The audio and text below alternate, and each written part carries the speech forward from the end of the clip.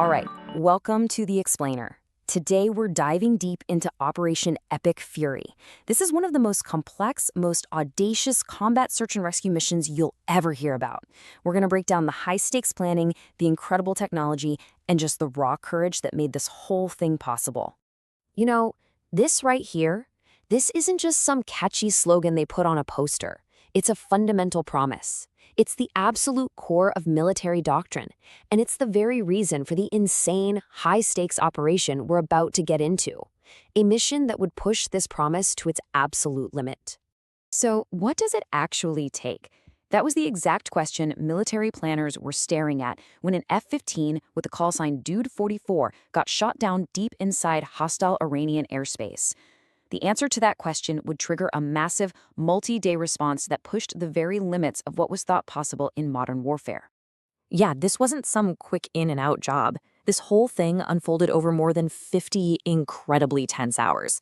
We're talking two completely separate, extremely risky rescue attempts, all while the enemy was scrambling a massive manhunt on the ground. Okay, so this first rescue mission, wow. From a tactical point of view, it was just audacious. It was an almost unbelievable choice, a daylight dash into enemy territory that pretty much defied every rule in the combat rescue playbook. So think about this decision. To go in during the day, it was a massive gamble, but the commanders made a tough call. They decided the risk of being seen was actually less than the risk of enemy forces getting to the pilot first. The extraction itself was done by an HH-60 Pavehawk, a helicopter literally built for these kinds of insane missions, packed with advanced navigation and defensive gear. And just look at this. This gives you a sense of the sheer intensity they faced. We're not just talking about dodging sophisticated missiles. They were flying low enough to be targeted by small arms fire from the ground. The fact this helicopter got absolutely peppered with bullets and still made it home is just a stunning testament to the machine's toughness and the incredible skill of its pilots. But here's the thing. While that incredible rescue was happening, a whole other nightmare was just beginning. The jet's weapons systems officer, Dude 44 Bravo, had ejected miles away from his pilot. Now he's all alone, he's seriously hurt, and he's about to become the target of a nationwide manhunt. His survival came down to one thing: his training. It's called SEER, Survival, Evasion, Resistance, and Escape, and it's brutal, but it kicks in like muscle memory. He knew, instinctively, get away from the crash site. That's a magnet for the enemy. So despite being badly injured, he starts climbing. Get to high ground. It makes you harder to find and gives you a much better chance of making radio contact. For almost 2 full days, nearly 48 hours, he's out there completely on his own. And then the situation gets even worse. The story leaks to the media, and suddenly the entire country of Iran knows he's there. A bounty is even placed on his head. So now he's not just dodging soldiers anymore. He's trying to evade an entire population that's been mobilized to find him. All right, so for rescue number 2, they knew a small, fast mission was completely off the table. The enemy was on high alert. The element of surprise was long gone.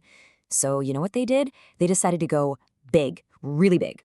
Just let this number sink in for a second. 155 aircraft. From a military analyst's perspective, this isn't just a rescue mission anymore.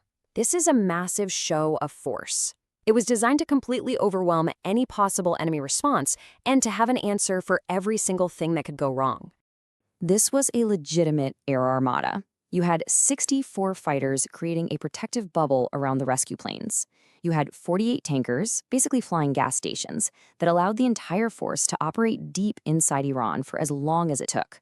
And those bombers, they were on call to neutralize any serious threats that might pop up on the ground. But this mission wasn't just about firepower. It was also about wits. While this armada was being assembled, the CIA was playing chess. They launched a brilliant deception campaign using spies on the ground and some seriously high-tech gear to create fake locations, sending Iranian search parties chasing ghosts all over the mountains. And ultimately, it was the CIA who found him, our needle in a haystack, spotting him from 40 miles away and giving the final go that launched the whole rescue. And right at the heart of this rescue are the A-10 Warthog pilots in what's called the Sandy Roll. These pilots are the survivors' guardian angels. Their job is to fly low, draw enemy fire, and literally park their heavily armored airplane between the survivor and any threats, allowing the rescue helicopters to get in and do their job. It's one of the most dangerous, most respected jobs in all of military aviation. So when you put these two rescues side by side, you can really see the huge tactical shift. Mission 1 was a high-risk gamble on speed and the element of surprise. But for Mission 2, with surprise totally gone, success depended on meticulous intelligence, clever deception, and just overwhelming force to handle a much more complex and prepared enemy. In the middle of this massive military operation, with hundreds of people, billions of dollars of hardware, all in motion, this simple three-word message comes up from the survivor on the ground. It just grounds the entire massive mission in this incredibly powerful human moment. Okay, so they got him, he's on the helicopter, he's safe. Mission accomplished, right? Not even close. The mission was far from over.